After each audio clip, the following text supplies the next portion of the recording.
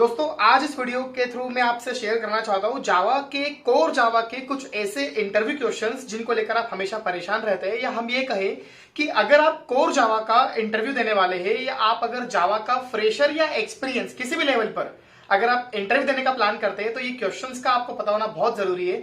और इन क्वेश्चंस के बिना ऐसा लगता है कि भाई आपको जावा आता है या नहीं आता है, बिकॉज ये छोटे छोटे क्वेश्चन है पर इनका फर्क बहुत बड़ा पड़ता है। चलिए हम लोग स्टार्ट करते हैं सबसे पहले क्वेश्चन से कि अगर आप जावा का इंटरव्यू देते हैं और आपसे पहला क्वेश्चन पूछा जाता है कि भाई जावा एक प्लेटफॉर्म इंडिपेंडेंट लैंग्वेज है, जावा एक प्लेटफॉर्म इंडिपेंडेंट लैंग्वेज है, तो इसका मतलब क्या होता है। दोस्तों एक बात का हमेशा ध्यान रखना, हम जब भी जावा में कोई प्रोग्राम कंपाइल करते हैं तो हमें मिलता है बाइट कोड, और उस बाइट कोड को हम एग्जीक्यूट करते हैं किसी अदर मशीन पर, वहां पर होता है JVM मतलब Java virtual machine.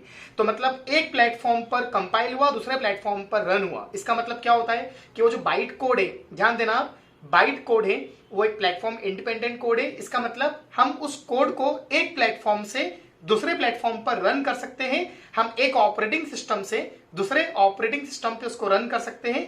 That is why Java is a platform independent language, क्योंकि जावा सपोर्ट करता है बाइट कोड को, और वो बाइट कोड के कारण ही जावा कौन सी लैंग्वेज है, प्लेटफॉर्म इंडिपेंडेंट लैंग्वेज है। दोस्तों नंबर 2 पर आपका एक जावा का बहुत कॉमन क्वेश्चन आता है कि जावा में एक मेथड होती है, उसको हम लोग कहते हैं मेन मेथड। मेन मेथड मतलब जहां से प्रोग्राम का चलना शुरू होता है। आप लोगों ने देखा भी होगा public static void main, public static void main. तो एक कॉमन क्वेश्चन ये आता है कि जावा में मेन मेथड के पहले अगर वो स्टैटिक कीवर्ड जो लगा होता है, अगर वो कीवर्ड को हम हटा देंगे तो क्या प्रोग्राम चलेगा या नहीं चलेगा। दोस्तों सबसे पहले तो आपको ये पता होना चाहिए कि हम जावा में क्लास बनती है और क्लास में बनते हैं फंक्शंस, मेथड्स, और किसी भी मेथड के पहले अगर हम लगा देते हैं स्टैटिक कीवर्ड तो दो तरह की मेथड होती है, एक होती है स्टैटिक और एक होती है नॉन स्टैटिक। एक बात का ध्यान रखना, एक क्लास है, उस क्लास में दो मेथड है, M1 और M2। एक मेथड स्टैटिक नहीं है और एक मेथड स्टैटिक है। तो जो मेथड स्टैटिक नहीं है उसको कॉल करने के लिए हमें बनाना पड़ेगा ऑब्जेक्ट, और जो मेथड स्टैटिक है वो बिना ऑब्जेक्ट के भी कॉल हो जाएगी। क्वेश्चन ये था कि मेन मेथड के पहले स्टैटिक लगा होता है, अगर स्टैटिक हटा देंगे तो क्या होगा। दोस्तों मेन मेथड के पहले अगर आप स्टैटिक हटा दोगे तो JVM उसको कॉल नहीं कर पाएगा, बिकॉज जावा वर्चुअल मशीन जब प्रोग्राम रन करता है तो उसको ऑब्जेक्ट नहीं होता है उसके पास, और वो बिना ऑब्जेक्ट के मेन मेथड को कॉल तभी कर पाता है। दोस्तों JVM बिना ऑब्जेक्ट के मेन मेथड को कॉल तभी कर पाता है जबकि वो कौन सी है, स्टैटिक मेथड है। सो आपसे कोई भी पूछे कि जावा में मेन मेथड स्टैटिक क्यों है, तो एक ही आंसर होना चाहिए, ताकि JVM उसको बिना ऑब्जेक्ट के कॉल कर सके। क्वेश्चन नंबर 3 जावा का जो सबसे इंपॉर्टेंट क्वेश्चन है वो ये होता है कि जावा में कीवर्ड होता है दोस्तों, उस कीवर्ड को हम लोग कहते हैं final keyword, FINAL final keyword. तो क्वेश्चन ये आता है कि जावा में फाइनल कीवर्ड क्या होता है और उसको हम कहां कहां पर अप्लाई कर सकते हैं। दोस्तों फाइनल कीवर्ड का काम होता है किसी भी चीज को रेस्ट्रिक्ट करना या उस पर्टिकुलर चीज को रोकना। जैसे फॉर एग्जांपल आपने क्लास बनाई, अगर आप क्लास के पहले लगा देते हो फाइनल, अगर आप किसी भी क्लास के पहले लगा देते हो फाइनल, तो वो क्लास कभी इनहेरिट नहीं हो सकती। इसका मतलब फाइनल कीवर्ड ने क्लास को रोक दिया, रेस्ट्रिक्ट कर दिया, क्या करने से, इनहेरिट करने से। फाइनल कीवर्ड का सेकंड यूज, क्लास के अंदर बनते हैं दोस्तों वेरिएबल्स। अगर आप किसी भी वेरिएबल के पहले क्या लगा देते हो, फाइनल कीवर्ड, तो उस वेरिएबल की वैल्यू कभी चेंज नहीं होगी। मतलब फाइनल कीवर्ड ने उस वेरिएबल को रोक दिया, मतलब क्या बना दिया, कांस्टेंट। तो एक आंसर यहां पर यह भी आता है कि अगर हम किसी क्लास के किसी वेरिएबल के आगे क्या लगाते हैं, फाइनल कीवर्ड, तो वो क्लास का वो जो वेरिएबल है वो क्या बन जाता है, कांस्टेंट, और उसकी वैल्यू कभी चेंज नहीं होगी। और फाइनल कीवर्ड का थर्ड यूज ये होता है दोस्तों कि आप क्लास के अंदर क्रिएट करते हो फंक्शंस या मेथड, और आप किसी मेथड को अगर क्या बना देते हो, फाइनल, या किसी मेथड के नाम के आगे आप लगा देते हो फाइनल कीवर्ड, तो वो मेथड अपनी चाइल्ड क्लास में, वो मेथड अपनी डिराइव्ड क्लास में कभी ओवरराइड नहीं होगी।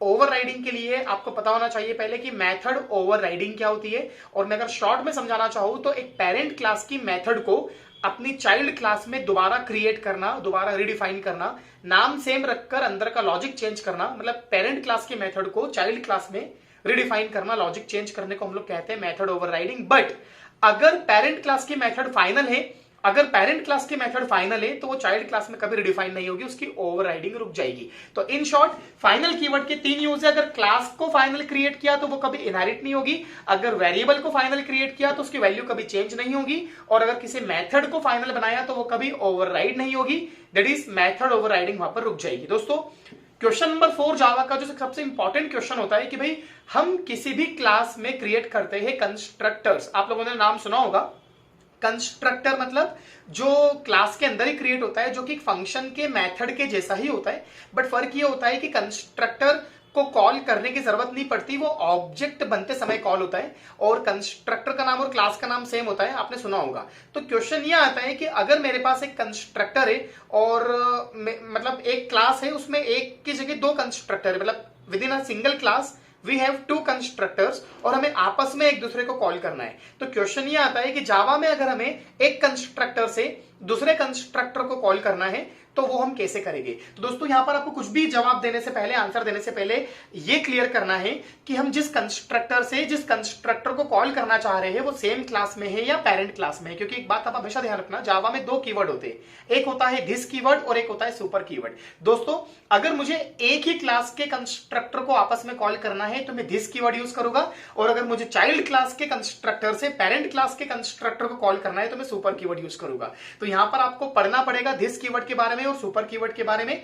दिस कीवर्ड के थ्रू में सेम क्लास के कंस्ट्रक्टर कॉल कर सकता हूं, और सुपर कीवर्ड के थ्रू में पेरेंट क्लास के कंस्ट्रक्टर कॉल कर सकता हूं। दोस्तों अगला क्वेश्चन जो कि जावा में एक बहुत इंपॉर्टेंट क्वेश्चन बनकर सामने आता है, और वो क्वेश्चन कई बार लोग उसमें, हालांकि क्वेश्चन बहुत छोटा सा है पर लोग उसमें उलझ जाते हैं कि भाई उस क्वेश्चन को हम किस तरह से आंसर करें।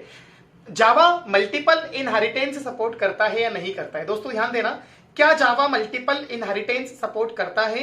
तो इसका आंसर आप हमेशा एक बात ये सोच के देना कि मल्टीपल इनहेरिटेंस का मतलब होता है कि एक साथ दो चीजों को इनहेरिट करना। अब ध्यान देना, जावा में एक होती है क्लास और एक होता है इंटरफेस। अगर आपने कोर जावा अच्छे से पढ़ी है तो आपको पता है कि जावा में एक क्लास भी बनाते हैं और एक इंटरफेस भी बनाते हैं। दोस्तों अगर मैं एक साथ दो क्लास को इनहेरिट करता हूं, एक क्लास में किसी दो क्लास को इनहेरिट करता हूं, तो मल्टीपल इनहेरिटेंस पॉसिबल नहीं होगा, क्योंकि जावा में कभी भी एक क्लास के अंदर दो क्लासेस इनहेरिट नहीं हो सकती। बट अगर हम बात करते हैं जावा में ही क्या होता है, इंटरफेस, तो अगर मैं किसी एक इंटरफेस में दो इंटरफेस को एक साथ क्या करता हूं, इनहेरिट करता हूं, तो वो पॉसिबल है। इसका मतलब आपसे आज के बाद जब भी कोई पूछता है कि क्या जावा मल्टीपल इनहेरिटेंस सपोर्ट करता है, तो आपका आंसर ये होना चाहिए कि डिपेंड करता है कि हम क्लास की बात कर रहे हैं या इंटरफेस की बात कर रहे हैं। क्योंकि अगर क्लास की बात करते हैं तो जावा मल्टीपल इनहेरिटेंस मतलब एक्सटेंड मल्टीपल सपोर्ट नहीं करेगा, बट एक इंटरफेस एक साथ दो इंटरफेस को इनहेरिट कर सकता है, एक्सटेंड कर सकता है। इसका मतलब पॉसिबल है भी और नहीं भी है।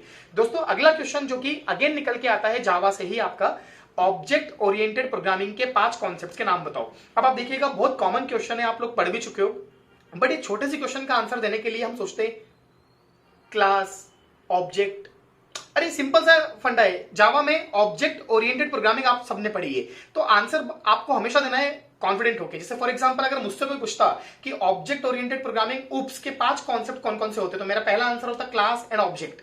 ध्यान दीजिएगा, class and object, encapsulation, polymorphism, inheritance और डेटा एब्स्ट्रैक्शन।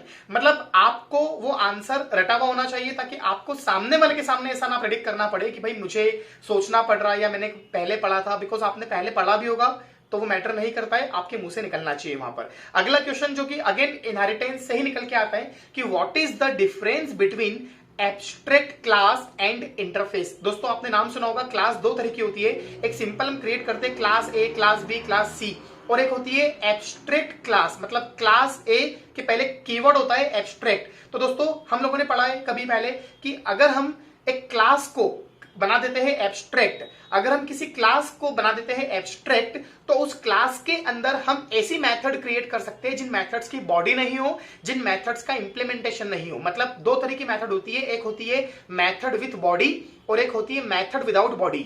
ऐसी मेथड जिनकी बॉडी नहीं है उन मेथड्स के आगे लगा देते हैं एब्स्ट्रैक्ट, और ऐसी मेथड जिनको आपने क्या बनाया है, एब्स्ट्रैक्ट, तो क्लास को भी क्या बनाना पड़ेगा आपको, एब्स्ट्रैक्ट। तो मतलब इन शॉर्ट अगर आपसे कोई पूछता है कि व्हाट इज एब्स्ट्रैक्ट क्लास, तो आपका आंसर होगा ऐसी क्लासेस जो कि क्या सपोर्ट कर सके, एब्स्ट्रैक्ट मेथड्स। अब एक क्वेश्चन क्या था कि एब्स्ट्रैक्ट क्लास और इंटरफेस, मतलब क्वेश्चन ये था कि जो क्लास एब्स्ट्रैक्ट होती है और जो इंटरफेस होता है दोनों में क्या फर्क है। तो फर्क बहुत सिंपल सा है दोस्तों कि जो एब्स्ट्रैक्ट क्लास होती है उसमें मेथड ऐसी भी हो सकती है जिनकी बॉडी हो, मतलब विथ इंप्लीमेंटेशन, और ऐसी भी मेथड हो सकती है जो एब्स्ट्रैक्ट हो। इन शॉर्ट हम ये बोलना चाहते हैं कि एब्स्ट्रैक्ट मेथड्स और नॉन एब्स्ट्रैक्ट मेथड्स, बॉडी वाली मेथड्स और बिना बॉडी वाली मेथड्स को जो सपोर्ट करती है वो कौन होती है, आपकी एब्स्ट्रैक्ट क्लास। बट इंटरफेस की बात करें तो इंटरफेस हमेशा सपोर्ट करता है सिर्फ और सिर्फ एब्स्ट्रैक्ट मेथड्स।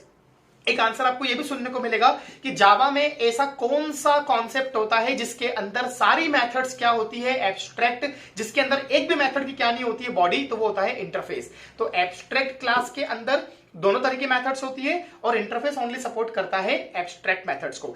एक और आंसर यहां पर आता है कि जो एब्स्ट्रैक्ट क्लास होती है, चूंकि वो क्लास है तो उसमें कंस्ट्रक्टर होता है और इंटरफेस में कभी कंस्ट्रक्टर नहीं होता है, क्योंकि आप हमेशा एक बात का ध्यान रखना कि क्लास में कंस्ट्रक्टर होता है, इंटरफेस का अपना खुद का कोई कंस्ट्रक्टर नहीं होता है। एक और आंसर आपको ध्यान रखना है कि जो क्लास होती है एब्स्ट्रैक्ट, उसके अंदर हम जितने भी क्या बनाते हैं वेरिएबल्स, आप सभी को पता है कि क्लास के अंदर क्या बनाए जाते हैं वेरिएबल्स और मेथड्स।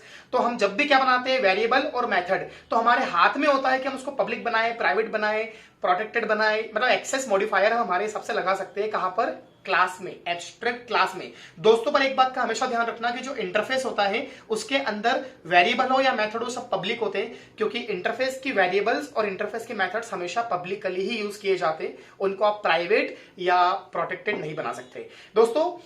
और अगर थोड़ा सा आगे चलते हैं कि जावा कोर की बात करते हैं कि जावा कोर पे आप फ्रेशर या एक्सपीरियंस किसी भी लेवल पर अगर आप इंटरव्यू देते हो तो और कौन कौन से क्वेश्चन जो आपको आगे कोर जावा में पूछे जा सकते हैं, तो एक सबसे इंपॉर्टेंट क्वेश्चन ये बन के आता है कि भाई एक्सेप्शन हैंडलिंग सभी ने पढ़ा होता है कि भाई हम जब प्रोग्राम को रन करते हैं तो रन टाइम पर आने वाली जो क्या होती है एरर्स, उसको हम लोग कहते हैं एक्सेप्शन। और आप हमेशा ध्यान रखना है एक्सेप्शन दो तरह की होती है जावा में, एक होती है चेक्ड और एक होती है अनचेक्ड। आप में से या 90% लोग ये कंफ्यूज रहते हैं कि भाई चेक्ड एक्सेप्शन और अनचेक्ड एक्सेप्शन में क्या फर्क होता है, मतलब दोनों में डिफरेंस क्या है। तो कुछ लोग बोलते हैं कि जो चेक्ड एक्सेप्शन होती है वो कंपाइल टाइम होती है और जो अनचेक्ड होती है वो रन टाइम होती है। दोस्तों मैं बताना चाहता हूं आपको कि एक्सेप्शन चेक्ड हो या अनचेक्ड हो, कंपाइल टाइम पर कुछ भी नहीं होता है, जो होता है रन टाइम पर ही होता है। तो यहां पर आपके मन में क्वेश्चन आता है कि भाई चेक्ड एक्सेप्शन को हम फिर कंपाइल टाइम एक्सेप्शन क्यों कहते हैं, हमने तो बुक में भी पढ़ा था, हमें तो सर ने भी पढ़ाया था कि भाई चेक्ड एक्सेप्शन कंपाइल टाइम होती है। तो आप लोगों ने मतलब या तो सुना गलत है या पढ़ाया गलत है। एक बात का हमेशा ध्यान रखना, चेक्ड एक्सेप्शन को कंपाइल टाइम एक्सेप्शन का मतलब ये नहीं होता है कि वो कंपाइल टाइम पर आने वाली है। कंपाइल टाइम एक्सेप्शन इसलिए कहा जाता है कि आपका जो कंपाइलर होता है वो आपको पहले से वार्न कर देता है कि भाई ये एक्सेप्शन रन टाइम पर आ सकती है। फिर ध्यान देना इस आंसर को, आप मैंने क्या बताया कि checked exception compile time exception होती है, इसका मतलब ये नहीं है कि वो कंपाइल टाइम पर आएगी, इसका मतलब ये है कि कंपाइलर आपको पहले से वार्न कर रहा है कि वो रन टाइम पर आ सकती है, तो आप ट्राई और कैच लगाकर उसको हैंडल करते हुए जाओ। और अनचेक्ड को हम लोग क्या बोलते हैं, रन टाइम एक्सेप्शन। इसका मतलब अगर आपने कुछ कोड करा और उस कोड में अगर क्या आने वाली होगी एक्सेप्शन, तो कंपाइलर आपको वार्न नहीं करेगा, कोई हिंट भी नहीं देगा और सीधे वो कब आएगी, रन टाइम पर। इसका मतलब ऐसी एक्सेप्शन जिनके आने के पहले कंपाइलर वार्निंग दे दे वो चेक्ड एक्सेप्शन, मतलब कंपाइलर द्वारा कंपाइलर के थ्रू हिंट देने वाली जो एक्सेप्शन होती है वो चेक्ड होती है, और जो सीधे कब आती है रन टाइम पर बिना हिंट के वो कौन होती है, अनचेक्ड एक्सेप्शन होती है। दोस्तों अगर आपसे कोई पूछता है कि भाई चेक्ड एक्सेप्शन कौन कौन सी होती है, तो आपको कुछ नाम पता होना चाहिए। जैसे चेक्ड एक्सेप्शन में एक होता है क्लास नॉट फाउंड एक्सेप्शन, एक होता है आपका एसक्यूएल एक्सेप्शन, एक होता है आपका आईओ एक्सेप्शन। ऐसे और भी दो चार नाम आप याद करके रखो ताकि आप जब भी इंटरव्यू दो तो ये पता होना बहुत जरूरी है कि भाई चेक्ड एक्सेप्शन कौन कौन सी होती है। और अनचेक्ड में कौन कौन सी होती है, arithmetic exception, null pointer exception, array index out of bound exception, और भी एक दो नाम आप याद कर सकते हो ताकि आपको बताने में इजी रहता है कि भाई ये चेक्ड है और ये अनचेक्ड है।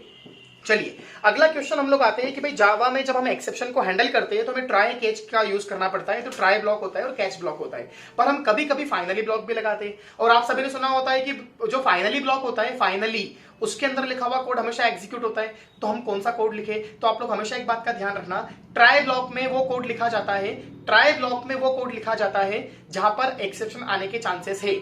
अगर उस कोड में एक्सेप्शन आती है तो फिर नीचे कैच ब्लॉक में उसका सॉल्यूशन लिखा हुआ जाता है कि भाई अगर ट्राई ब्लॉक में एक्सेप्शन आएगी तो उसको हैंडल करने के बाद क्या कोड एग्जीक्यूट करना है। बट दोस्तों एक बात का ध्यान रखना, कभी कभी ऐसा होता है कि ट्राई ब्लॉक में हमने कुछ कोड लिखा, कैच ब्लॉक में हमने कुछ कोड लिखा, बट जरूरी नहीं है कि ट्राई ब्लॉक में लिखा हुआ हर कोड चलेगा या कैच ब्लॉक में लिखा हुआ हर कोड चलेगा। बट हमें एक कोड ऐसा है जो हर केस में चलाना ही चलाना है, हमें एक्सेप्शन आए या ना आए पर वो कोड हमेशा एग्जीक्यूट हो, तो वो कोड हम कहां लिखेंगे, फाइनली ब्लॉक में। तो आप हमेशा ध्यान रखना, जब भी आपसे कहा जाए कि भाई व्हाट इज फाइनली ब्लॉक, तो आपका आंसर ये होना चाहिए कि फाइनली एक तरह का ब्लॉक होता है जहां पर कोड हमेशा एग्जीक्यूट होगा चाहे एक्सेप्शन आए या ना आए। दोस्तों आगे बढ़ते हुए अगर मैं आपसे बात करता हूं कि एक्सेप्शन हैंडलिंग के साथ अगर थोड़ा सा हम आगे बात करें कलेक्शन फ्रेमवर्क की, तो आप में से कई लोगों को पता नहीं होता है कि भाई जावा में कलेक्शन फ्रेमवर्क या कलेक्शन एपीआई क्या होती है। दोस्तों एक बात का हमेशा ध्यान रखना, एक क्लास बनी, उस क्लास का हमने बनाया ऑब्जेक्ट, एक क्लास बनी, उस क्लास का हमने बनाया ऑब्जेक्ट।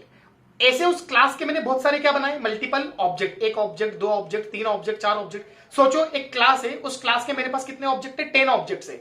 अब अगर मुझे उन सारे के सारे ऑब्जेक्ट्स पे कुछ कॉमन क्या परफॉर्म करना है, ऑपरेशन, तो मैं क्या करूंगा, या तो मैं हर ऑब्जेक्ट पे अलग अलग ऑपरेशन परफॉर्म करूं, इस ऑब्जेक्ट पे अलग, इस ऑब्जेक्ट पे अलग, इस ऑब्जेक्ट पे अलग, इस ऑब्जेक्ट पे अलग, या फिर मैं कॉमन ऑपरेशन क्या होगा कि मैं सारे के सारे जो क्या बने ऑब्जेक्ट्स उनको एक जगह ग्रुप कर दूं और उस ग्रुप के ऊपर क्या परफॉर्म कर दूं मैं, ऑपरेशन। तो ध्यान देना, मेरे पास मल्टीपल क्या थे, ऑब्जेक्ट्स, 1 2 3 4 5 6 7 8 9 10, सारे के सारे ऑब्जेक्ट्स को मैंने एक जगह कर दिया ग्रुप। ग्रुप मतलब कलेक्ट, और उस कलेक्शन को बोलते हैं हम लोग एक सिंगल ऑब्जेक्ट। सिंगल ऑब्जेक्ट मतलब कलेक्शन ऑब्जेक्ट। तो कलेक्शन फ्रेमवर्क का मतलब ये होता है कि जो मल्टीपल ग्रुप ऑफ ऑब्जेक्ट्स होते हैं उनको एक सिंगल ऑब्जेक्ट में स्टोर करके उन पर कुछ कॉमन ऑपरेशन परफॉर्म करना, this is part of collection framework. दोस्तों कोर जावा पे इंटरव्यू क्वेश्चंस और भी है, ये छोटा सा बस एक वीडियो था आपके लिए जिसमें आपको समझाना चाह रहा था कि भाई जावा में कॉमन क्वेश्चंस कौन कौन से होते हैं। अगले वीडियो में और बात करेंगे। उम्मीद करता हूं कि इस वीडियो में आपको समझ में आया होगा भाई जावा के कॉमन क्वेश्चंस कौन कौन से होते हैं, और इस वीडियो को आप दोबारा देखिएगा बिकॉज